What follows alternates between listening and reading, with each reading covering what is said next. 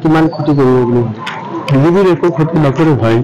ধুবুৰীত আপোনালোকে জানে আমাৰ সংঘৰ্ষ আমাৰ সংগ্ৰাম দীৰ্ঘদিনেৰ পৰা চলি আছে। আমাৰ ভাৰতীয় জনতা পাৰ্টি আমি যাতে পাৰ্লামেন্টত পঠাব পাৰো।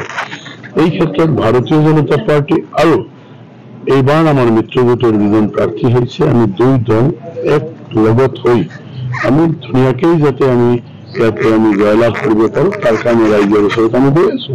আমাৰ ধুনীয়াকৈ কাম চলি আছে আৰু মই আহিছো যে আমার পার্টির হয়ে আমি আন্তরিকতারে আমি এই ধুবুরীবাসী রাজ্যক আমি নিবেদন করি যাতে জাভেদ ইসলাম ডাঙরিয়া এবার পার্লামেন্টত পাঠাবো।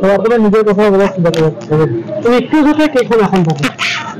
আমার গোটেইখিনি কথা আমার মাননীয় মুখ্যমন্ত্রী ডাঙরিয়া কৈছে, আপোনালোকৰ জৰিয়তে কৈছে। আজি যেহেতু মুখ্যমন্ত্ৰী ডাঙৰিয়া আগতীয়াকৈ একেবাৰে সঠিকভাবে তথ্য দাঙি ধৰিলে এই ক্ষেত্ৰত আমাৰ আৰু কোৱাৰ প্ৰয়োজন নাই। আমাৰ মাননীয় মুখ্যমন্ত্ৰী যিমানখিনি কৈছে যোৱাকালি আপোনালোকে দেখিছে ভাল হ'ব, ধুনীয়াকৈ হ'ব।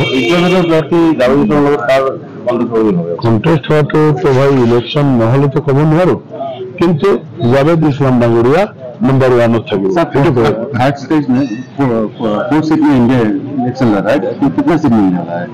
हम लोग तो पहले ही नारा दिया कि इस बार 400 पार, हमारा पूरा कुल अलायंस मिलके हम लोग 400 पार करके दिखाऊंगा।